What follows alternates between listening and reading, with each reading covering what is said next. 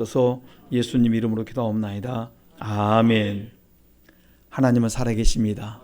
오늘 전능하신 하나님께서 우리 성도님들에게 최고 좋은 복 주실 줄 믿습니다. 우리 예배 본관 인사합시다. 하나님만 사랑하여 최고 좋은 복 받으세요. 하나님만 사랑하여 최고 좋은 복 받으세요. 여러분, 하나님 사랑하면 최고 좋은 복 주십니다. 우리가 최고 좋은 복 받기를 원하는데 뭘 않습니까? 하나님을 사랑을 덜해요. 그래, 사랑한 만큼 나에게 복을 준다고 했는데 내가 하나님을 조금 사랑하니까 내게 사랑도 조금 옵니다. 좀 많이 사랑하셔서 오늘 여러분들이 마음에 소원했던 바를 다 이루어갈 수 있기를 간절히 축원합니다.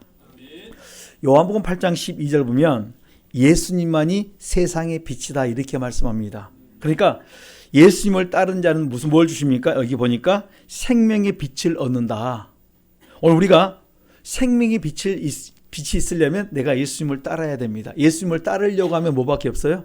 그리스도의 피로 회개해서 죄를 날마다 씻고 그 말씀을 붙들고 나갈 때 주님을 따라갈 줄 믿습니다. 그래서 우리 속에 뭐가 있어야 하면 날마다 쉬지 말고 그리스도의 피로 회개함이 있어야 돼요. 그 회개가 없이는 결단코 우리 주님의 그 길을 따라갈 수가 없습니다. 마음은 원인데 자꾸 뭐가 핑계됩니까? 욕심이 약하다, 이런저런 환경 탓하면서 주님 따른 걸 우리가 거부하는데 오늘 요한복음 8장 12절 한번 같이 읽어보겠습니다. 시작. 예수께서 또 일러 가라사대 나는 세상의 빛이니 나를 따르는 자는 어둠에 다니지 아니하고 생명의 빛을 얻으리라. 아멘. 예수님이 나는 세상의 빛이다. 나를 따르는 자는 어둠 속에 거하지 않고 생명의 빛을 얻는다고. 여러분 속에 뭐 임해야 되냐면 내 속에 빛이 임해야 돼요. 생명의 빛이 있어야 돼. 내 속에 생명의 역사들이 막 살아나야 됩니다. 그러니까 오늘 우리가 예수님을 따르려고 하는데 따르지 않는 경우가 어느 때냐면 어둠에 속했을 때는 따르지를 못합니다. 마음은 원인데 어둠에 속한다는 건 다시 말하면 죄 가운데 거했을 때 내가 빛을 따르지 못해요. 그 죄가 뭔 줄 아십니까? 내 속에 있는 죄, 마음에서 몸에서 나온 죄, 가장 쉬운 거 뭐예요? 요한일서 2장 9절로 11절 보면 형제 누군가를 내 속에 미워하고 있을 때 미움부터 시작해서 그것을 시간 여러분 하나하나 씻어내야 어둠이 떠나가고 그 죄가 씻긴 바 될 때 빛이 임하기 시작합니다. 그리스도의 피로 씻어낼 때 이 사단교회로 계속 하나님 내가 이 죄가 미워하는 누구를 미워하고 있습니다. 구체적으로 그걸 씻어야 돼요. 하나님 아시잖아요. 내가 왜 미워하는지 아시잖아요. 그리고 그 문제가 풀릴 때까지 마음에 하나님 앞에 붙들고 싸워야 됩니다. 하나님 이것 좀 씻어달라고, 내 마음속에 제해달라고. 그 다음에 내 속에 남아있는 이 응어리진 것을 그리스도의 피로 씻고 나면 그 다음에 우리가 뭡니까? 감사가 나오고 그때 생명의 빛을 우리가 쫓아갈 수 있어요. 예수님을 따르는 것은 결단코 뭐예요? 그냥 따를 수 있는 것이 아니라 내 속에 뭘 씻어야 됩니까? 죄를 씻어야 생명의 빛을 내가 따를 수 있고 그 다음에 내가 생명의 빛을 얻을 수 있을 때 내가 내 속에 빛이 있을 때 내가 밝아지기 시작합니다. 내 인생 자체가 어둠에서 다 떠나갑니다. 그러니까 어둠에 거한 자가 누구냐면 요한복음 8장 1절로 11절에 보면 어둠에 거한 자가 누구냐면 보면 이렇게 말합니다. 가늠하다 현장에서 잡힌 여인을 데리고, 여기 보면 여인을 데리고 남자는 어디 갔는지 모르겠어요. 그러시죠? 여인을 데리고 와서 딱 뭐 함정에 빠뜨려 놓고 난 다음에 예수님께 묻습니다. 가늠한 여인 줄 요한복음 8장 2절에 보니까 간음 중에 잡힌 여자를 끌고 와서 가운데 세우고 예수님께 말합니다. 선생이여, 이 여자가 간음하다가 현장에서 잡혔나이다. 모세는 율법에 이러한 여자를 돌로 치라고 명하였는데 선생님은 어떻게 하시겠습니까? 물어봐요. 여러분, 이 여인을 지금 앞에 놓고 우리가 해야 될 게 뭔 줄 아십니까? 이 여인을 향해서 돌을 던지는 것이 아니라 뭐 하시자고요? 그 죄가 내 죄로 회개하자는 말씀이에요. 그 죄가, 보이는 죄가 내 죄인데 내 속에 같은 죄가 있으니까 내가 같이 지금 보이고 들리니까 그게 뭐예요? 조상의 허물과 나의 죄로 인정을 하고 회개하고 그 다음에 내가 죄를 씻고 그 다음에 뭐 하시자고요? 그들을 위해 도구기도 해줘야 되는데 오늘 이 시간에 그들이 그게 없으니까 남을 뭐예요? 율법으로. 여러분 율법은 뭔 줄 아십니까? 율법은 남의 죄를 보고 내 죄로 깨닫는 게 율법이지 율법으로 죄를 드러내어서 그를 돌로 치는 데 있지 않습니다. 사람들은 자꾸 율법으로 법으로 뭡니까? 그 죄를 지적해 놓고 그 다음에 그들을 향해서 돌을 던지고 수근수근 비방하고 그 다음에 그들을 모함해서 칩니다. 이것은 뭐예요? 하나님과 원수인 것이고, 하나님 우리에게 주신 율법은 뭡니까? 그것을 보고 내가 내저로 깨닫고 회개하는 것이 율법의 기능이라는 거예요. 율법은 죄를 깨달았으면 그걸 먼저 내가 깨닫고 씻어야 되는데, 이 사람들은 뭘로 이 율법을 가지고 예수님을 올가매려고 합니다. 이런 경우 선생님은 어떻게 하겠습니까? 예수님한테 묻습니다. 이제 꼼짝없이 당신은 걸렸습니다. 이제는 새 빠져나갈 길이 없습니다. 이렇게 생각하는 거예요, 지금. 그랬더니 예수님께서 묻지를 아니하시고 7절에 묻기를 마지 아니하시는지라. 그리고 너희 중에 죄 없는 자가 뭐 하시라고요? 돌로 치라. 너희 중에 죄 없는 사람이 먼저 치라고 말합니다. 가만히 생각해 보는데, 근데 지금 예수님이 누구시라 했습니까? 빛이라 그랬어요. 빛 앞에 딱 있으니까 뭐가 드러납니까? 어둠이 그 밝은 빛 앞에서 드러났어요. 그리고 죄 없는 자가 먼저 돌로 치라고 말하니까 가장 그 강한 빛이 많으니까 누가 보입니까? 내가 보여요. 그리고 난 다음에 이렇게 말합니다. 9절에 이 말씀을 듣고 양심의 가책을 받고, 그 다음 누구부터 없어집니까? 어른으로 시작해서 젊은이까지 제일로 인생을 많이 사신 만큼 뭐가 많아요? 죄를 많이 진 걸 많이 알거든요. 내 주변에 보니까 다 더러워요. 그런데 똑같은 줄 알았는데 보니까 빛 앞에 서니까 깨끗한 거울 앞에 보니까 내가 보여서 어떤 나? 더러워진 나, 죄로 얼룩져 있는 나, 이러한 내가 보이기 시작합니다. 그러니까 뭐합니까? 어른부터 해서 어린아이, 그 젊은이까지 한 사람 한 사람 다 떠나가기 시작합니다. 그리고 누구만 남습니까? 예수님만 남고, 그 다음에 누구만 남아요? 그 여인만 남았어요. 여러분, 율법으로 말미암아 죄를 깨달았으면 회개하면 뭐가 됩니까? 내가 빛 가운데 가는데, 그 죄를 보고 회개하지 아니하니까 내가 어둠 속에 계속 거기에 눌려있다, 이렇게 말씀합니다. 저는 우리 성도님들이 돌을 던지는 자리 있지 않고 뭐 하시자고요? 같이 회개하는 자리가 내 자리 될 수 있기를 간절히 축원합니다. 그래서 이 많은 사람들이 죽이려고 했는데 결국은 뭡니까? 자기 자신을 보여주었음에도 불구하고 내가 내 자리를 찾지 않는 거예요. 우리 종종 그런 것들을 쭉 보면서 왜 내가 지금 내가 회개할지를 모르는가? 내가 같이 어둠에 묶여 있으면 남에게 자기 죄를 가리우기 위해서 남을 판단하고 정죄하는데 같이 합세를 한다는 말씀입니다. 우리 성도님 마음속에 누군가를 원망하는 마음이 있거든. 이 시간에 드러내어서 하나님 앞에 고백하고 그 죄를 씻는 축복의 시간 될 수 있기를 간절히 축원합니다. 요한복음 8장 34절에 보면 죄를 범하는 자마다 죄의 종이다. 죄를 범하면 누구의 종입니까? 죄의 종. 그러니까 죄를 범한 자는 죄의 종인데 그 죄를 씻기만 하면 의의 종으로 바뀌는 거예요. 오늘 우리 성도님들이 어디로 가야 되면 죄에서 의로 가야 돼요. 그러니까 죄를 깨달아서 회개해서 의인의 길을 걸어가야 되는데 회개하지 않으면 내가 죄의 종으로 계속 머물러 있다, 이렇게 말씀합니다. 요한복음 8장 9절로 44절에 보면 44절에 이렇게 말씀합니다. 조상이 허물에 묶여있으면 너희 조상 마귀가 딱 이렇게 여러분들을 주장할 때 나오는 현상이 있습니다. 욕심으로 행해요. 내가 욕심을 행하는데 욕심 있는 사람이 뭐가 많냐면 시기가 많아요. 나보다 많이 가져가는 꼴을 못 보고 나보다 잘 되는 꼴을 못 봅니다. 이것이 뭡니까? 내 속에 조상의 허물이 많으면 남이 잘 되면 칭찬해 주는 것 반면에 내 속에 막 배가 아파서 못 견뎌요. 혹시 여러분 남이 잘 되는데 계속 그냥 배 아프고 막 속이 뒤틀리십니까? 뭐가 많습니까? 조상의 허물이 많아서 그래요. 잘 되면 칭찬해 주면 좋고 박수 쳐주면 좋은데 은근히 나와 상관없는데 배 아파요. 이게 허물이 많아서 그래요. 그리고 이 사람들은, 조상의 허물이 많은 사람들은 여러분 잘 미워하고, 그 다음 미워하니까 요한일서 3장 15절 무슨 죄라고 말합니까? 살인죄를 많이 져요. 아무것도 아닌데 미워합니다. 살인합니다. 오늘 우리 성도의 마음속에도 뭐가 있어요?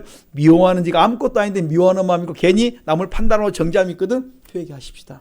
허물이 내게 이 부분이 많이 내려와 있구나. 그 다음에 뭐 하냐면 진리를 따르지 않고 거짓말을 외식을 잘합니다.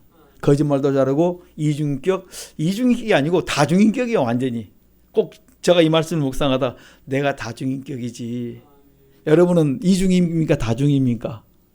한번 돌아보십시다. 나는 내가 완전히 팔색조처럼 막 이리쪽 저쪽 하면서 얼마나 많은 죄를 싣고 사는지 몰라요. 분위기 따라 환경 따라 막 넘어집니다.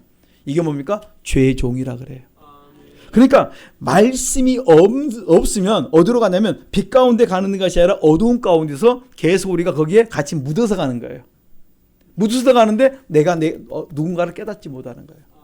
우리 죄를 이 시간에 밝히 드러내서 회개할 수 있는 시간 될 수 있기를 간절히 축원합니다. 여러분이 회개만 하면 여러분 속에 무엇입니까? 생명의 빛이 임해요. 그럼 여러분 속에 뭐가 있냐면 생기가 역사해요. 빛이 내 안에 있을 때 어둠들이 떠나가면서 여러분 얼굴이 밝아지고 여러분의 심령이 새로워질 줄 믿습니다. 그래서 요한일서 2장 9절로 11절 보면 너희가 형제를 미워하고 누군가를 미워하는 마음이 있으면 너희가 갈 바를 알지 못한다 이렇게 해야 돼요. 뭘 하고 싶은데 우왕좌왕 많이 합니다. 그리고 진짜 목표를 놓아버리고 딴짓을 해요. 무엇이 목표인지를 깨닫지를 못해요. 그래서 내 속에 뭘 없애야 되면 여러분 속에 미워하는 게 있으면 내가 미워해서 갈 바를 알지 못하는데 그게 또 어디로 갑니까? 유전으로 내 자녀도 뭐 하신다고요? 뻘짓을 해요. 마땅히 해야 될 걸 하지 않고 다른 것 합니다. 제가 요즘 이제 가끔 한 번씩 그렇게 봅니다. 분명히 뭐 하러 갔는데 보니까 딴짓하고 있어요. 이거 내가 여기 왜 왔지? 그럴 때가 가끔 있어요. 여러분 막 가다 보면 이것도 해야 되고 저것도 해야 되고 근데 목표가 거기 있는데 목표를 놔두고 이것도 저것도 손대다 보니까 마지막 목표에 와서는 내가 다 손대고 나니까 왜 여기 왔지? 하고 내가 멍하니 봅니다. 이게 뭐예요? 갈 바를 알지 못한 우리의 인생이 될 수 있다는 말씀이에요. 내가 바르게 가야 될 그걸 놓아버리고 허물이 많으니까 나로 그 참된 목표를 향해서 가지 못하도록 방해해버린 것이 뭐냐면 내 속에 미워함이 있을 때 그 현상들이 나타나요. 내 속에 누군가 미워집니까? 여러분 내가 살기를 원하거든 빨리 미워하는 걸 회개하시고 주님 앞에 다 용서 받으시고 여러분의 길이 확 열릴 수 있기를 간절히 축원합니다. 생명의 빛을 따를 때는요 목표도 정확하게 알고 바르게 인도가 받을 수 있습니다. 그런데 내가 그 죄를 회개하지 않으면 이 그리스도의 피의 능력이 나를 다 씻어줄 수 있고 바른 길로 인도하고 이끌어갈 수가 있는데 내가 회개하지 않으면 그다음에 뭐합니까? 홈위에서 내가 곁길에 가지 말아야 할 때 서지 말아야 할 그곳에 내가 머물러 있을 수 있어요. 그것이 나에게 머무는 것이 아니라 내 자녀에게도 그것이 그대로 유전으로 내려가 버리는 거예요. 아버지가 심포도를 먹는데 아들이 이까시다 그래요. 엄마가 그러한지 딸도 그러하다 이렇게 말씀합니다. 유전으로 내려가게 돼 있어요. 그렇기 때문에 우리 성도님들이 이러한 부분들을 우리가 뭐 하시자고요? 이 어둠을 회개하자는 말씀입니다. 그래서 요한복음 1장 5절에 보면 빛이 어둠에 비치되 어둠이 깨닫지 못한다. 여러분 지금 여러분 속에 죄가 드러났습니까?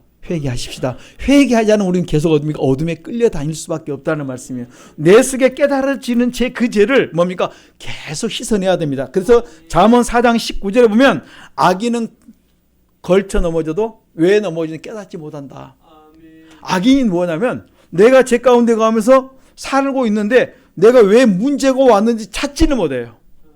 그 문제만 해결하면 내가 살겠는데 그 문제를 찾지 못하고 계속 혼미한 상태에 있어요. 그리고 마침내 생각지 못한 어려움을 여러분들이 당할 수 있다는 말씀이에요. 여러분 제발 우리 어둠에서 속히 빠져나와서 빛 가운데 살아갈 수 있는 복 있는 성도님 되시길 간절히 축원합니다. 어둠에 속한 사람들은 지금 내 상황을 지금도 깨닫지 못하는 사람이 있어요. 우왕좌왕할 수 있다는 말씀이에요. 분명히 내 앞에 길이 있는데 그 길을 내가 어떻게 하면 가야 될지를 몰라요. 지금 여러분 일을 하다 보면 내 앞에 일이 분명히 이렇게 하면 되겠는데 그것이 내 앞에 자꾸 걸리고 장애물이 생기거든. 그 뭡니까? 빨리 깨닫고 회개해서 그 다음에 그 장애물을 넘어서 가야 되는데 그걸 못 가고 있다면 여러분들이 원했던 목표에 도달하지 못하고 있다면 허물이 가리운 줄 알고 뭐부터 하시자고요? 내 속에 어두움부터 찾아서 회개하셔야 돼요. 어떤 죄입니까? 미워함입니까? 욕심입니까? 여러분 사람마다 다 달라요. 그 죄를 찾아서 자백할 때 오늘도 이 그리스도 피의 능력이라 여러분을 깨끗하게 하시고 복된 자리로 여러분들을 세우시고 축복해 주실 줄 믿습니다. 요한복음 3장 19절 21절에 보면 빛이 세상에 왔는데 사람들이 악함으로 빛을 싫어합니다. 왜냐하면 자기의 죄가 드러날까 봐. 같이 어두운 데 있을 때는 괜찮았어요. 그런데 환한 빛이 들어오니까 막 이것저것이 다 묻었어요. 이게 뭐야 이게 뭐야. 더 어두울 때는 몰랐습니다. 근데 밝아지니까 이제 드러나기 시작합니다. 여러분 오늘 여러분들이 여러분의 모습을 좀 깨끗하게 씻어서 죄가 무엇인지 하나하나씩 드러내어서 회개할 수 있고 그것을 찾아서 여러분들이 회개할 때 지금 여러분 잘 되어갈 문제가 지금 가로막혀 있는 것들이 갑자기 그것들이 회개될 때 열리고 그 다음에 모든 연결이 제대로 연결될 줄 믿습니다. 왜냐하면 연결이 안 돼요. 연결이 되어야 뭡니까? 불빛이 들어오는데 빛이 안 들어온 것이 뭡니까? 끊겨 있다는 말씀이에요. 하나님은 이렇게 말씀하면 나는 전능이다. 전능한 자가 무엇을 못하겠느냐. 지금 여러분 앞에 있는 문제 다 해결할 수 있습니다. 근데 나와 하나님과의 관계에 뭔가 지금 그것을 찾아내서 회개하지 못해서 우리가 여러분들이 지금 하나님은 전능이라고 했는데 나는 왜 이것이 해결받지 못합니까? 왜 이 문제가 해결되지 못합니까? 계속 묻고 있는 거예요. 그것을 여러분들이 드러내어서 하나님 앞에 회개하다 보면 씻다 보면 분명히 보입니다. 그런데 여러분 그것이 여러분 생각으로 쉽게 해결될 수 있는 문제는 아니에요. 그러나 여러분들이 주님을 믿고 여러분의 자존심 체면 다 내려놓고 하나님 앞에 온전히 구할 때 주님이 그것을 능히 이 시간에 해결할 줄 믿습니다. 시간이 필요한 게 아니에요. 주님 앞에 나는 전능이에요. 곧바로 역사할 수 있습니다. 그런데 내 생각이 자꾸 지금까지 안 되었는데 오늘 이거 회개한다고 되겠습니까? 아니요. 여러분 해결됩니다. 오늘 우리 주님 앞에 여러분의 문제를 내놓고 해결받는 축복의 시간 될 수 있기를 간절히 축원합니다. 그래서 진리의 말씀을 쫓는 자는 우리가 어디 가면 주님을 따르는 빛 가운데 늘 살아갈 수 있습니다. 오늘 우리 주님께서 이렇게 말씀합니다. 예수님이 내가 말씀이다. 말씀이신 그분이 나에게 언제 다가오냐면 여러분들이 회개한 만큼 주님의 말씀의 빛이 강해져요. 그러니까 그리스도의 피로 회개할 때 이 말씀의 빛이 내게 강해지니까 그 다음에 그 깨달아지는 죄를 회개할 때 그 다음에 어떻게 됩니까? 이 말씀을 회개하고 순종해 나갈 때 여러분 속에 놀라운 감동들이 오기 시작을 해요. 말씀이 오늘 여러분 속에 탁탁 부딪힐 거예요. 말씀이 갑자기 떠오를 수도 있습니다. 그럴 때 그 말씀을 내가 아멘으로 받고 그 말씀을 가지고 내가 회개하면서 여러분 내가 하지 못하고 싶은 거, 화해하지 못하고 싶은 거, 용서하지 못하고 싶은 거 있을지라도 탁 내려놓고 뭐 하시자고요? 회개하시고 화해하시고 포옹할 수 있고 사랑할 수 있고 모든 걸 덮을 수 있는 오늘 그런 축복의 시간이 될 수 있기를 간절히 축원합니다. 왜냐하면 빛을 따른 자 속에 뭐가 없어야 돼? 어둠이 없어야 돼. 어둠. 어떤 어둠이? 미움이라는 어둠이 여러분 속에 사라지기 시작해야 됩니다. 그러니까 예수님을 따르면 생명의 빛을 주는데 미움이 지금 여러분 마음속에 가로막혀 있는데 미움이란 죄 하나가 아니라 사람마다 허물과 죄가 다르니까 나는 미움인데 다른 사람은 다른 것일 수 있어요. 어떤 사람은 욕심일 수 있고 어떤 사람은 다툼일 수 있어요. 사소한 것만 돼도 막 다툽니다. 분을 잘 냅니다. 제가 같이 다니는 어떤 전사님이 그 이야기를 하셔요. 사이가 운전을 해주는데요. 처음부터 끝까지 막 그냥 누가 조금만 늦으면 빵빵빵 했었고 조금만 뭐하면 막 끼어들고 막 그래. 내가 다시는 너 차 안 타. 차 안 타. 매일 뭐 하냐면 그것 때문에 혼을 느낍니다. 그러니까 딸이 있다가 이렇게 이제 막 중재역할 하면서 그래도 가자고 막 그러면서 자기 남편을 뭐 하는데 하기만 하면 뭐 하냐면요. 빵빵거려 쌓고 입에서 그냥 투덜투덜 나와 쌓고 그 다음에 뭐 하는 줄 아세요? 새치기 해서 쌓고 이거 옆에 타는 사람이 불안해서 못 타는 거예요. 여러분 신앙생활 한다고 하면서 뭐예요? 회개 안 하면요. 나도 모르게 뭐가 나옵니까? 봉가락이 나와요. 다른 데는 괜찮아요. 딱 어디에 있으면 그래요? 핸들만 붙잡으면 사람이 달라지는 거예요. 그리고 뭐예요? 어두워져 버립니다. 영적인 삶이 그 순간에 새카매져요. 거기에 묶인 거예요. 사람마다 다른데 그 모습들이 다양한 걸 찾아갖고 여러분들 시간에 회개하셔야 됩니다. 그럴 때 큰 것을 여러분들이 해결할 수 있지. 다른 건 다 돼. 이건 안 돼. 이건 내가 그냥 지금까지 살아왔던 습관이야. 그러나 이렇게 살 거야. 여러분 그러면 지금 여러분 앞에 있는 거 그거 절대 풀지 못합니다. 여러분 앞에서 보기 앞에서 분명히 하나님은 다 준다 그랬는데 그것 때문에 여러분들이 뭡니까? 해결을 받지 못하고 계속 어려움 속에 거할 수밖에 없다는 말씀이에요. 주님은 말씀은 너희들이 생명의 빛을 얻으려면 나를 따르라. 내가 걸어갔던 그 길을 따라오라 말씀합니다. 여러분 우리 세례 받고 날마다 그리스도와 함께 죽으면서 우리 주님을 따라갈 수 있기를 간절히 축원합니다. 오늘 주님께서 나에게 뭘냐면 너희가 생명의 빛을 얻으면 마음에 뭐가요? 즐거움을 줘요. 그래서 얼굴이 빛나기 시작합니다.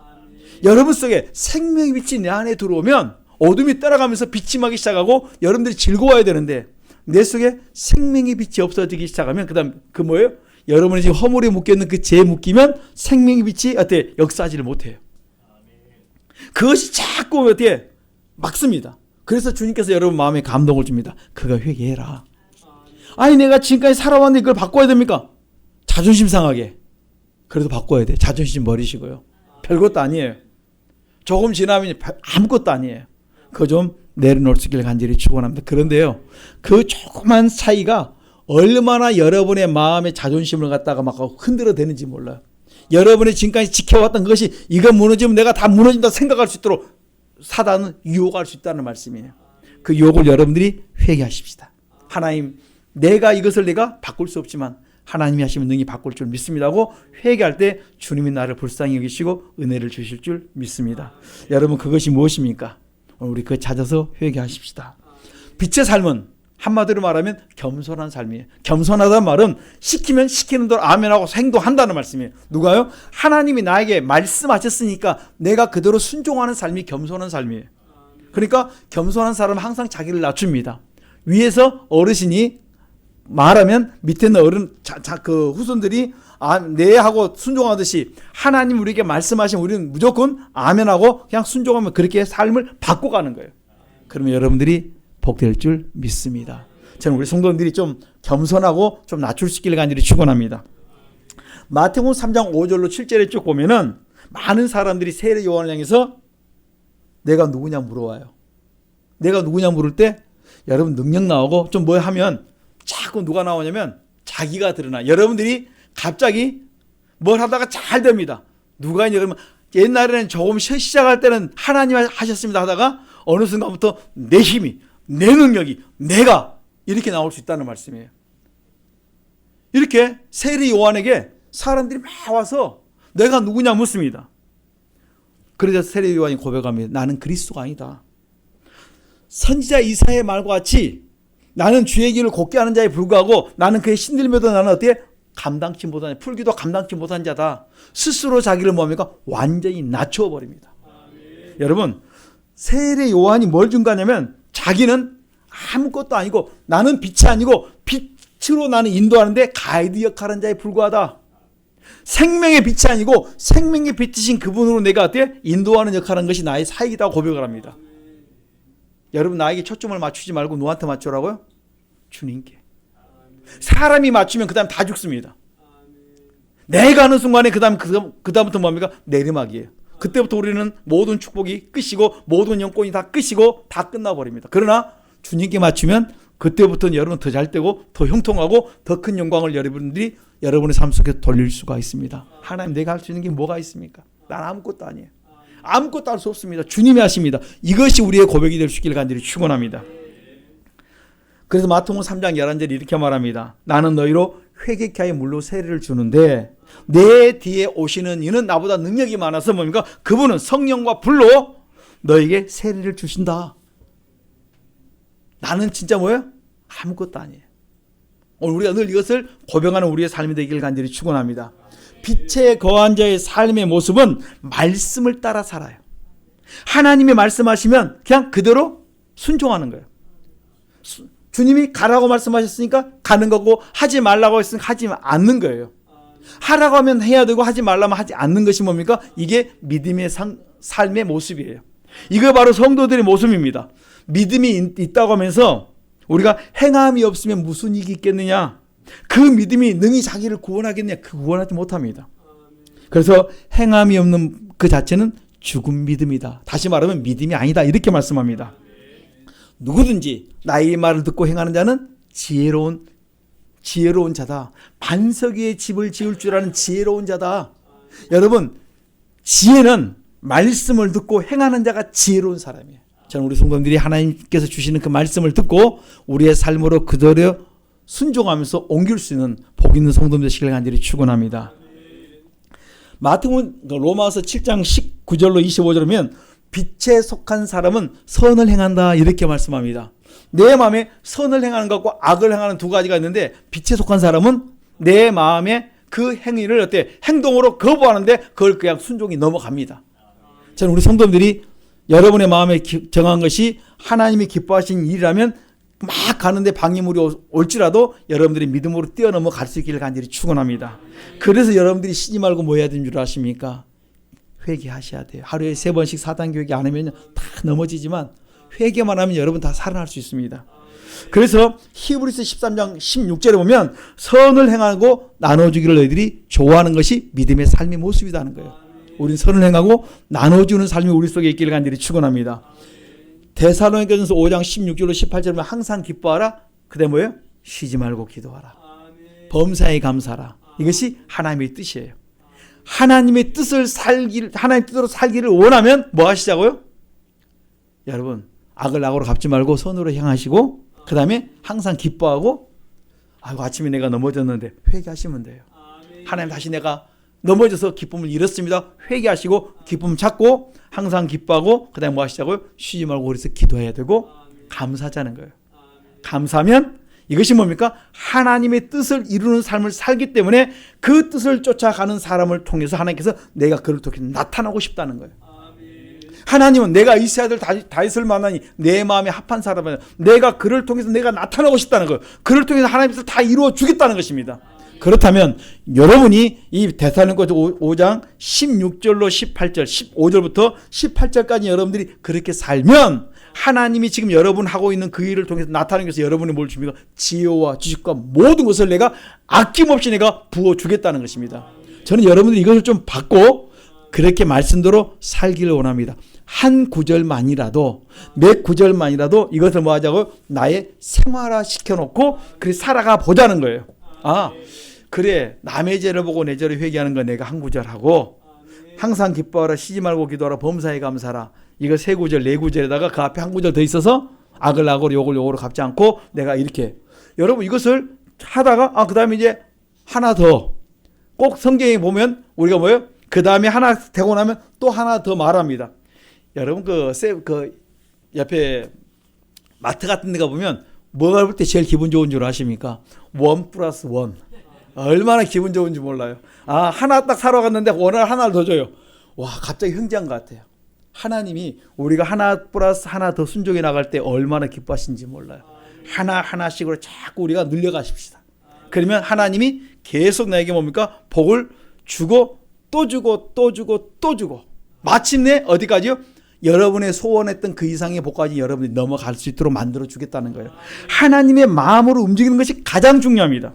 그래서 영에 속한 사람, 곧 빛의 길을, 세상의 빛을 세상의 어둠을 쫓지 않고 세상의 그 속에서 생명의 빛을 쫓는 자에게 하나님께서 넘치는 복으로 응답하시고 여러분의 모든 것을 풀어줄 줄 믿습니다. 말씀 주신 것만 따라가십시다.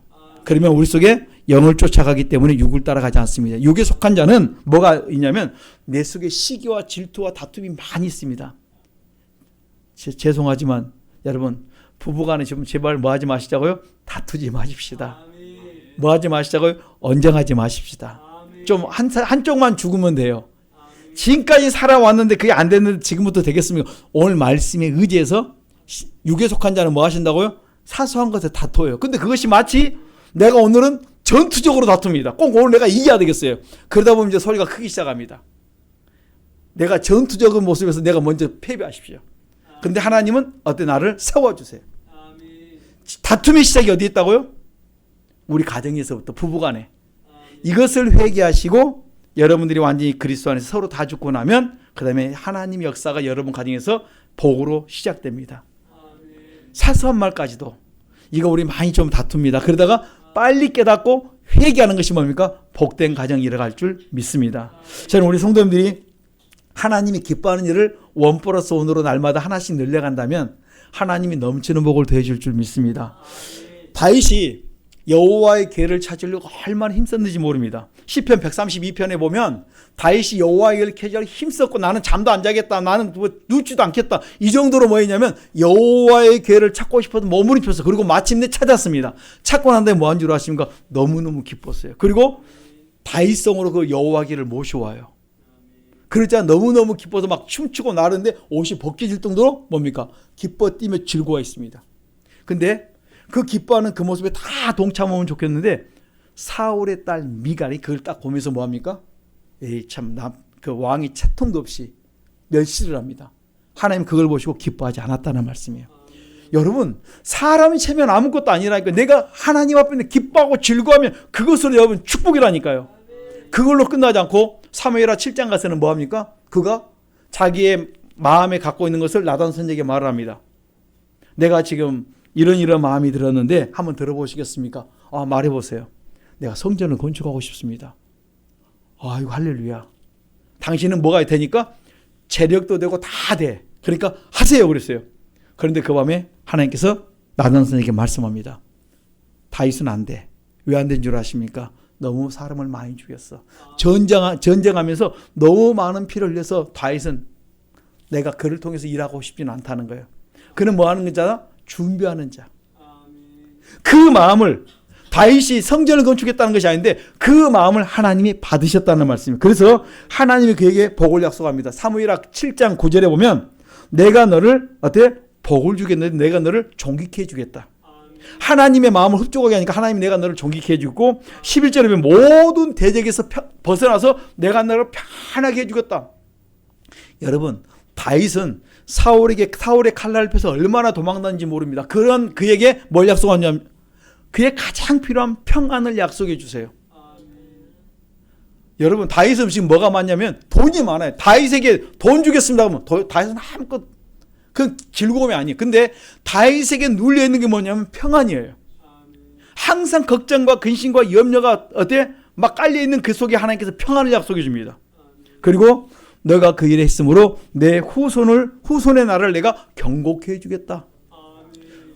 북쪽과 우리 이제 보면 뒤에 보면 그 다윗, 그 다음에 솔로몬, 그 다음에 가델에서 르호본과 여로본으로 나눠지는데 너의 후손이 이렇게 말합니다. 너의 후손은 너의 그 고백 때문에, 너의 그 믿음 때문에, 그 다음 뭐예요? 후손의 그 뭐가 왕위가 그 대물림, 그 계속 대물리도록 만들어 주겠다는 것입니다. 바뀌지 않도록 해주겠다는 거예요.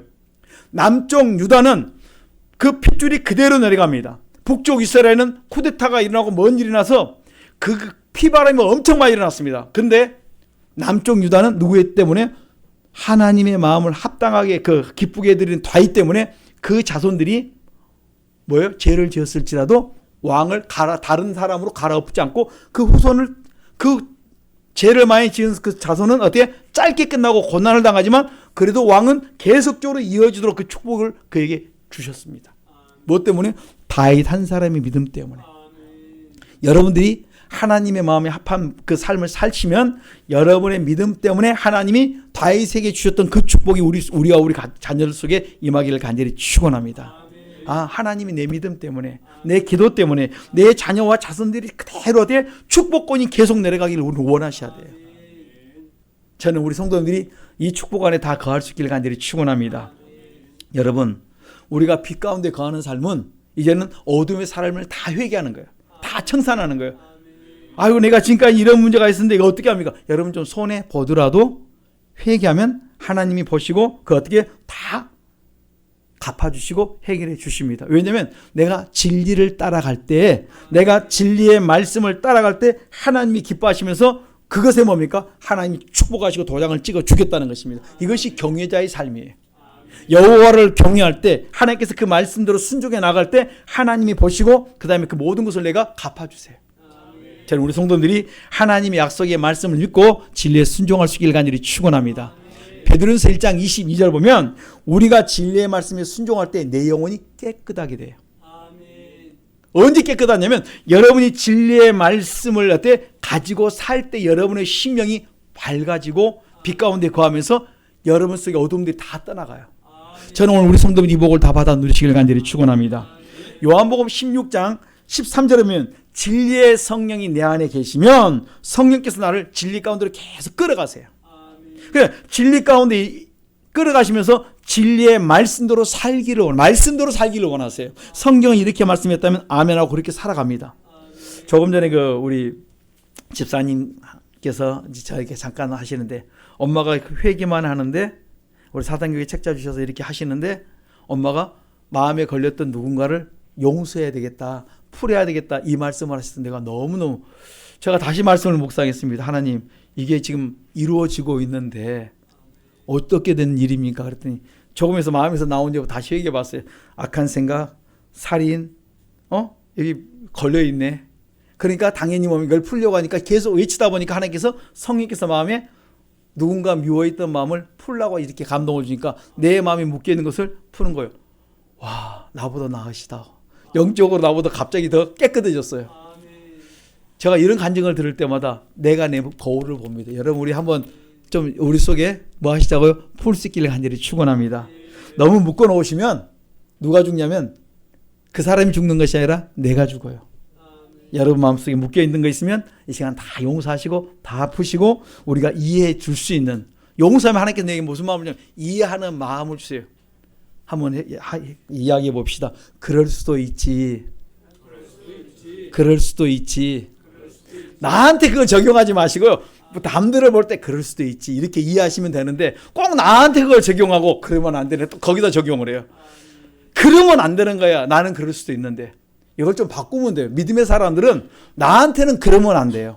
그럼 남들은 뭡니까? 그제레저를 해주면 그럴 수도 있지. 이해해 줄 수 있는. 오늘 이런 마음이 우리 속에 있기를 간절히 축원합니다. 그래서 믿음의 사람들은 행실의 변화가 일어나기 시작합니다. 무슨 것이면 이것은 거룩한 삶의 시작이에요. 거룩한 삶은 삶이 하나님의 말씀에 따라 자꾸 변화되는 거예요. 그러니까 하나님이 쓴 사람은 근거로 은거로 질거로 여러 가지 많은 그릇이 있는데 누구만 쓰냐니까? 깨끗한 그릇. 그러니까 회개와 물로 씻고 말씀으로 깨끗해져가는 사람을 통해서 하나님이 일하기를 원하신다는 말씀입니다. 그래서 양심의 죄를 씻고 깨끗한 삶을 살면 하나님께서 계속 여러분의 축복해 주십니다. 그래서 로마서 6장 22절에 보면 거룩한 삶을 계속 쫓아가다 보면 마지막은 뭔 줄 압니까? 영생에 이르게 돼요. 영생이요. 다시 여러분 잘 기억하십시오. 우리가 계속 거룩한 삶을 살다 보면 마지막에 죽음이 이른데 죽음이 무엇이라 그랬습니까? 영생의 시작이에요. 우리가 죽고 나면 끝이 아니라 죽고 나면 딱 죽은 다음에 영생이냐 영벌이냐 영원한 천국으로 가는 영원한 지옥으로 가는 영생이라는 것은 그 다음에 죽음이 없는 계속적인 삶을 말합니다. 그래서 인간은 태어나면서부터 뭘 쫓아갑니까? 영생을 쫓아가는데 제1의 관문이 뭐예요? 죽음이에요. 죽음이 1 관문에 불과해요. 그 다음에 사람이 다시 뭡니까? 영생으로 다시 뭡니까? 우리의 삶을 살기 시작합니다. 천국이냐 지옥이냐 영원한 생명을 사는 영원한 벌 속에서 고통당하면서 사느냐 그것이 결정되는 거예요. 그러니까 거룩한 삶을 살다가 마지막은 영생에 이른다는 로마서 6장 22절의 말씀이에요. 거룩한 삶의 종점은 영생인데 영생에서 끝나는 것이 아니라 영생이 그 다음에 뭡니까? 영원한 삶의 시작에 의해서 가장 복된 삶 영화로운 삶을 살게 됐습니다.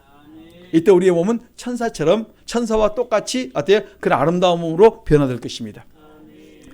그래서 우리가 이 그리스도인의 삶을 살 때 빌레몬서 1장 10절과 11절에 보면 오네시모 같은 삶을 이야기합니다. 전에는 무익한 자였고 쓸모없는 자였는데 이제는 유익한 자가 되었고 바울이 고백합니다. 이 오네시모는 충성된 그리스도의 종이었다. 이 사람은 나의 신복이다. 내가 주의 일을 한데 나와 함께 동역자다. 이렇게 말을 합니다. 사람이 변화돼야 돼요. 내가 바뀌어야 됩니다. 다른 사람 바뀌어라 말하지 말고 당신이 바뀌는 것이 아니라 내가 먼저 바뀔 수 있는 은혜가 있기를 간절히 축원합니다. 여보 좀 바뀌어. 여러분 나도 안 바뀌는데 언제 바꾸겠습니까? 나만 바뀌면 그쪽은 다 바뀐다니까요. 나 때문에 남편이 아내가 고생을 하고 있는 겁니다. 누가 문제입니까? 우리 집의 가장 큰 문제는 기도 많이 한다고 생각하는 내가 제일로 큰 문제예요. 나만 바뀌면 되는데 얼마나 답답해서 하나님을 기도를 시키겠습니까? 나만 바뀌면 우리 집은 다 바뀐다. 고백하십시다. 나만 바뀌면 된다. 그리고 가서 당신 바뀌라 그러잖아. 그러지 마시고 내가 바뀔 수 있기를 간절히 축원합니다. 옛날 우리 이게 안 계시는데 어떤 성도님이 예배 드릴 때마다 이 말씀을 드리면 꼭 남편이 찔러요. 아내를. 바뀌라잖아. 당신이 바뀌라잖아. 당신이 더 기도하니까 당신이 문제야. 나보다 죄가 더 많아서 당신이 더 기도하고 있는 거야. 그렇게 찌르는 걸 봤습니다. 여러분 내가 먼저 깨달았으면 내가 먼저 변화되면 좀 더딜지라도 내 남편과 내 아내가 다 바뀔 줄 믿습니다. 우리 참으로 그럴 수도 있지 하고 기도하고 기다려줄 수 있는 우리의 삶이 되기를 간절히 축원합니다. 하나님은 우리가 변화되기를 원하세요.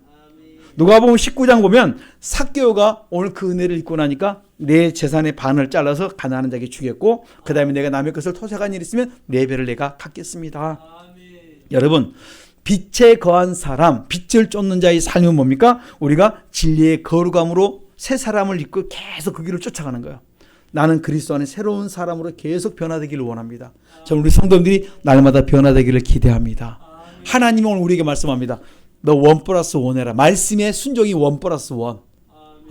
오늘 이 말씀을 순종했고 내일은 잊어버리고 또 이거 하나 잡지 마시고, 꼭 우리는 말씀하면 이거 붙들고 난 다음에 이거 붙들면 그 뭡니까? 1은 잊어버리고 2번을 붙잡고 그다음에 1은 없어요. 1도 붙잡고 2 있고 2 붙잡고 3 났고, 그러면 1, 2, 3개 3개 가야 되는데 계속 붙들어야 되는데 어느 순간에 하나 붙잡고 하나 바꾸고 나면 그 다음에 이건 잊어버려요. 그러지 마시고 그 말씀이 계속 넓어져 갈 수 있기를 간절히 부탁합니다. 그러면 여러분 속에 빛이 강하게 일어나게 돼요. 말씀의 빛이 여러분 속에 놀라운 역사를 일으킬 수 있습니다. 고린도서 13장 8절에 보면 그러므로 우리는 진리를 거스려 아무것도 할 수 없고 오직 진리를 위할 뿐이다 이렇게 말씀합니다. 우리 많은 사람들은 진리를 위해 살아야 되고 진리를 쫓아가야 될 줄 믿습니다. 진리를 위할 뿐이다 이렇게 말씀하세요. 왜 그런데 우리가 이 복된 길을 가려고 하지 않습니까? 사람들은 진리를 위해 거역하고 살려고 하고 있습니다. 그게 간단해요. 내 마음이 완악해서요. 내 속에 금방 은혜 가운데 가다가 조금만 무슨 일 있으면 내 허물에 묶여 있으면 그 다음에 뭡니까? 싹 그 마음이 다 녹아가지고 그 다음에 완악한 심령으로 삶을 살아가 버립니다. 그리고 거기서 사단에 속습니다. 회개하려니까 야 너 아까 넘어졌잖아. 너는 항상 그래. 그냥 그대로 살아. 사단이 그렇게 우리에게 유혹을 합니다. 오늘 은혜 받고 내가 이제 오늘부터 새 사람 새 출발하겠다 했는데 이 마음의 완악함 때문에 허물에 묶여 있으면 어느 순간에 아무것도 아닌데 차를 붙들고 나가는 순간부터 빵빵거렸었고 그다음에 화를 딱 내고 나니까 뭐예요? 그 즐거움이 결단이 싹 무너져요. 그러고 나니까 뭐라고 말하면 사단이 봐라 너 그냥 그렇게 살아. 너는 원래 그런 인생이하고 나를 갖다가 완전히 무너뜨립니다. 그때 우리 깨닫고 기도하셔야 돼. 하나님 내가 또 넘어졌습니다. 내가 또 죄를 자백합니다. 또 새 출발하기를 원합니다. 오늘 이것이 우리의 고백과 삶이 될 때 우리가 거룩함으로 쫓아갈 줄 믿습니다. 그러니까 우리 속에 있는 이 완악함은 말씀을 듣기를 싫어합니다. 말씀을 듣긴 들었는데 그런 상황과 환경이 주어지면 금방 사람이 변화되기 시작해요. 우리가 이 말씀에 순종할 수 있는 1+1 하나하나씩 더 순종해 갈 수 있기를 간절히 부탁드립니다. 여러분 죄를 놔두고 결코 우리가 진리를 따를 수가 없어요. 디모데후서 3장 8절에 보면 우리가 이 진리의 말씀을 붙들고 순종하지 않으면 우리의 심령의 완악함 때문에 진리를 자꾸 뭡니까? 거부를 해요. 그럼 우리 속에 죄성이 계속 뭡니까? 말씀에 순종하기보다는 내 욕심을 따라간다는 말씀이에요. 그 욕심의 죄를 회개하시고 진리에 순종하는 복 있는 성도님 되시길 간절히 축원합니다. 그래서 우리 마음속에 야고보 3장 14절에 독한 시기와 다툼이 있거든 너희 회개하라 있어요.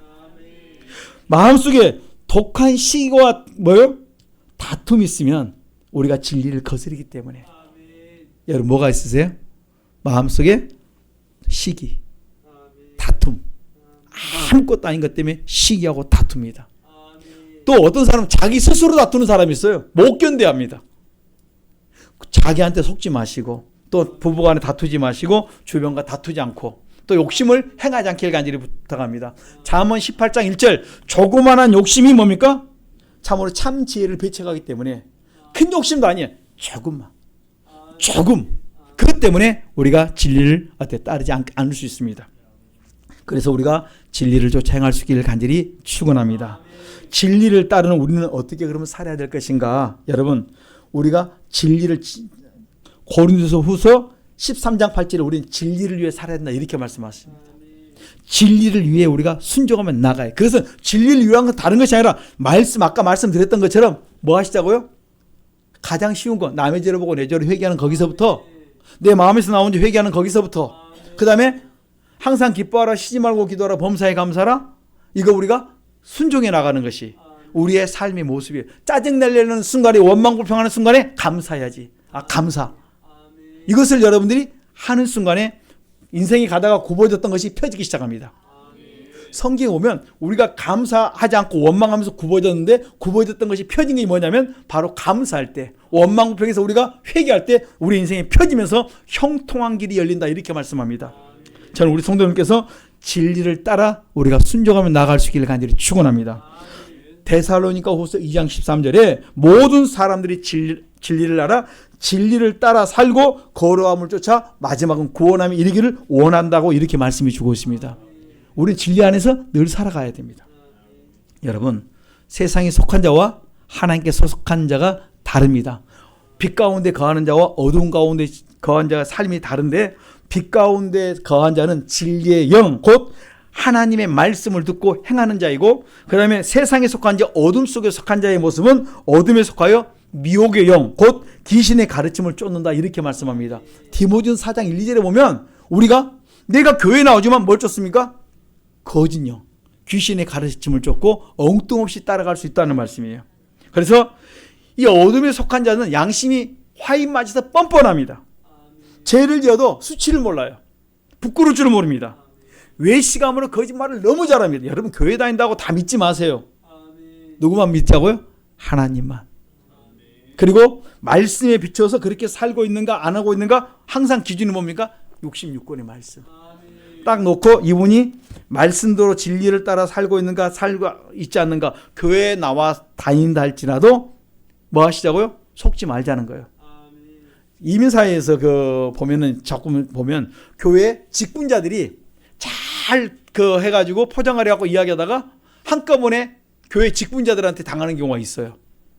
왜냐하면 자기도 모르게 회개할 때는 괜찮은데 회개하지 않고 이제 세상에 살다 보니까 뭐예요? 세상 것들이 들어와서 나도 모르게 성령으로 사는 것이 아니라 육으로 살다 보니까 남을 속일 수 있어요. 교회도 마찬가지입니다. 얼마든지 그럴 수 있습니다. 그래서 우리가 어디에 가냐면 저 사람이 믿을 만한 사람을 보지 마시고 뭘 보죠? 말씀대로 딱 비춰놓고 살고 있는가 안 살고 있는가. 이 사람이 말씀대로 바르게 가면 같이 동행하는 것이고, 말씀대로 안 살고 있으면 그때는 어때요? 여러분들이 기도하면서 조용히 끊어가는 것이 지혜예요. 우리 많은 사람들이 자꾸 사람을 믿고 사람을 가까이 하려고 합니다. 여러분, 세상에 속하면 자꾸 사람을 의지하고 사람을 따라가니까 하나님 다 끊는다니까요. 여러분들이 어려움을 당하면서 창피를 당하면서 끊을 수 있습니다. 제발 우리 마음속에 있는 그 마음의 그 죄를 끊어낼 수 있는 지혜가 있기를 간절히 축원합니다. 여러분, 하나님은 자꾸 우리에게 뭘 원하시면 하나님 붙들고 살기를 원합니다. 진리 가운데 생명 가운데 거하기를 원하시는데, 그게 뭐냐면 세상 속에 들어가면서 생명의 빛 가운데 거한 자는 말씀을 붙들고 말씀을 따라가는데, 말씀의 근거에서 말씀에 비춰서 아닌 것은 어떻게 그거를 과감하게 떠나버립니다. 그러면 여러분들이 복된 길 걸어갈 줄 믿습니다. 요한복음 8장 37절로 47절에 보면 유대인들이 자기들 이렇게 말하면 우리는 아브라함의 후손이다. 우리 조상은 아브라함이다. 그러니까 나는 어릴 때부터 뭐예요? 요즘 말하면 뭐예요? 그냥 유대인이에요. 유대인. 말씀에 그냥 완전히 붙들려 받는 모태신앙보다 더해요. 한태가 아니고 3, 4대가 아니라 조상 대대로 우리 집은 믿음의 가정이다, 이렇게 말을 합니다. 예수님을 향해서 말할 때 예수님께서 말씀합니다. 너희가 아브라함의 자손이면 아브라함 행사를 해야 되는데 왜 너희가 아브라함 행사를 하지 않고 하나님의 말씀을 증거하는 나를 어때 죽이려고 하느냐. 너희들은 지금 말씀과 뭐예요? 다르게 삶을 살고 있다. 너희는 하나님께 소속이 아니고 아브라함 후손이 아니고 너희들은 뭐예요? 핏줄만 그렇게 말하고 있지 지금 뭡니까? 너희들이 사단의 종이 되어서 악한 일을 행하고 있다, 이렇게 말씀하는 거예요. 그래서 우리가 어디로 가야 되면 말씀으로 돌아가셔야 돼요. 말씀에 비춰봐서 이게 맞으면 순종하고 아니면 우리가 뭐예요? 거부하셔야 되는 거예요. 이것이 뭡니까? 하나님께서 우리에게 보여주신 진리의 말씀이에요. 말씀을 지키는 자는 하나님께 소속되어 있고 말씀을 벗어버리는 하나님께 소속되지 않았다는 말씀이에요. 내가 그리스도 안에 있는 삶은 뭡니까? 날마다 회개하고 그 말씀을 붙들고 사는 자예요.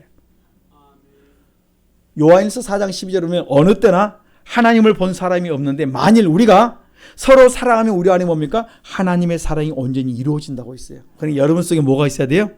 이제 사랑이 있어요. 인정이 아니에요. 사랑입니다. 뭐라고요? 교회 인정이 자꾸만 나와. 뭘 좀 했으니까, 내가 너에게 잘해줬으니까 너는 나와 같이 해야 되고 뭐 해야 되고 뭐예요? 교회? 인정으로 묶어내요. 사랑은요, 주고 잊어버리는 게 사랑이에요. 베풀고 잊어버리는 게 사랑이에요. 우리는 자꾸 인정은 뭡니까? 주고 기억하고 그것을 드러내서 내가 이렇게 해주는데 왜 내가 나한테 이렇게 안 하느냐에 따라서 이렇게 말하는 건 다 인정이고, 사랑은 오른손에 하는 거 다 왼손이 잊어버릴 정도로 해놓고 잊어버리고 그 다음에 그에게 요구하지 않아요. 그런데 살다 보니까 그게 됩니까? 안 되거든요. 그런데 기도하면 하나님이 되게 해주세요. 사람으로 할 수 없는데 하나님은 다 할 수 있는 일이라.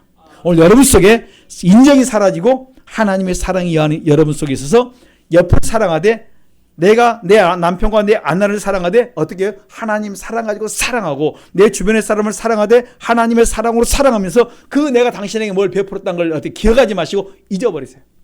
그리고 내 상은 어디에 있다? 땅에 있지 않고 저분이 나에게 주는 것이 아니고 내 상은 하늘에 있다. 내가 영생이 시작될 때, 영원한 생명이 시작될 때, 천국에 내가 시작해서 나아갈 때 뭡니까? 그 상급이 나에게 가득하기를 간절히 축원합니다. 우리의 눈이, 우리의 생각이 좀 달라지셔야 돼요. 인정과 사랑을 분별해서 우리가 사랑으로 가는 우리 그리스도의 사랑이 우리 안에 풍성해지기를 간절히 축원합니다. 여러분, 빛 가운데 거하는 자는 말씀을 따라 사는 자예요. 아브라함이 하나님께서 여호와께서 말씀하니까 그냥 순종해 나갑니다. 갈 바를 알지 못하고 나아갑니다. 거기 누가 붙냐면 롯이 붙어요.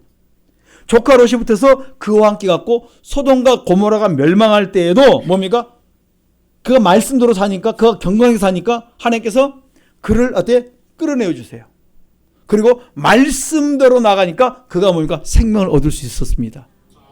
그런데 말씀을 거역하니까 롯의 아내라 할지라도 돌아보는 순간에 말씀을 거역하는 순간에 소금 기둥이 되었다고 이렇게 말씀하는 거예요. 우리가 가다 보면 종종 뭐냐면 넘어질 수 있습니다. 여러분 지금은 살아있을 때는 회개할 기회가 있으니까 부지런히 회개하세요. 천국 가서는 그 다음에 사후에는 죽음 다음은 뭡니까? 회개할 기회가 없다는 말씀이에요. 지금 우리에게 기회가 있습니다. 이 기회에 주어질 때 많이 심고 많이 거둘 수 있는 우리 성도님들의 삶이 되시길 간절히 축원합니다. 그래서 잠언 15장 9절에 보면 의를 따라가는 자는 여호와께서 사랑하신다 말씀하세요. 의를 따라가는 말씀을 따라가는 자는 하나님께서 여러분을 사랑하시고 축복하실 줄 믿습니다. 이 빛에 거한 자의 삶은 사도행전 20장 35절에 보면 그 사람은 자꾸 약한 사람을 돕고 나누어 주는 삶을 산다 이렇게 말씀합니다. 저는 우리 성도님들이 옆에 주변에 약한 사람들을 위해 기도해 주시고 자꾸 섬길 수 있기를 간절히 부탁합니다. 그래서 하나님이 보실 때 너가 그 사람에게 하는 것이 아니라 곧 나에게 했다고 말씀하시는 마태복음 25장처럼 여러분들이 주변의 사람들을 많이 뭐 하시자고요? 베풀고 섬기십시오. 그 시작이 뭐냐면 기도부터입니다. 디모데전서 2장 1, 2, 3절의 말씀대로 기도부터 시작을 하시고 기도와 그 다음에 여러분들의 사랑을 나눠줄 수 있는 우리 복 있는 성도님 되시기를 간절히 축원합니다. 오늘 우리 주님께서 우리에게 말씀합니다. 너희들이 나를 따라오려면 어때? 내가 걸어왔던 발자취를 따라오라 말씀하세요. 그 핵심이 뭔지 아십니까? 내가 이 땅에 섬김을 받으러지 않고 섬기러 왔다. 여러분들이 섬기셔야 되고 내가 선생으로서 주로서 내가 너희 발길을 시켰으니까 너희도 섬김의 본을 받아서 뭐하라? 섬기는 삶을 살아라. 봉사하는 삶을 살고 베푸는 삶을 살아라. 이것이 우리의 삶이 되야 될 줄 믿습니다. 하나님은 사랑이십니다. 그러면 우리도 뭡니까? 사랑으로 모든 일을 행할 수 있기를 간절히 축원합니다. 거기에 뭡니까? 하나님 은혜와 하나님의 축복이 임할 줄 믿습니다. 이 복 다 받아 누리시는 우리 성도님들의 삶이 되시기를 간절히 축원합니다. 기도하겠습니다. 주여 삼창 기도합니다. 주여! 주여! 주여! 하나님, 내가 빛 가운데 거한다면서 빛 가운데 행한다고 하면서 내가 말씀대로 살지 못했음을 자백합니다. 하나님, 주님이 이렇게 말씀하셨으니까 내가 주의 말씀을 따라 빛 가운데 내가 거하며 빛 가운데 삶을 살기로 합니다. 빛된 삶을 살아 말씀하셨사오니 주여 내가 이제는 빛된 삶이 사랑하고 섬기고 베풀고 나누는 삶이라 했사오니 내가 그렇게 살기를 원합니다. 남의 죄를 보고도 내가 원망평하지 않고 그 죄를 내 죄로 회개하고 그를 위해 축복기도해 줄 수 있기를 원합니다. 빛 가운데 삶이 나의 삶이 되게 하시고 나의 생활에 되어줄 수 있도록 은혜와 복을 더하여 주시옵소서. 하나님 도와주시옵소서. 오늘 우리가 참으로 빛 가운데 있어야 되겠습니다. 생명 가운데 있어야 되겠습니다. 어둠이 떠나가야 되겠사오니 오늘 우리 속에 하나님 놀라운 역사와 축복이 임하도록 은혜와 복을 더하여 주시옵소서. 주여 마음껏 축복하시고 마음껏 은혜와 복을 더하여 주시옵소서. 하나님 감사합니다. 내 마음속에 어둠이 있습니까? 무엇이 어두운지 깨닫게 하시고 오늘 그걸 다 풀어내게 하시고 어둠이 떠날 때 빛이 마고 그 빛을 가지고 내가 생활하기를 원합니다. 그것이 그 빛이 나의 삶이 되게 하여 주시고 성령께서 내 안에 감동을 주시고 나를 끌어가실 때 순종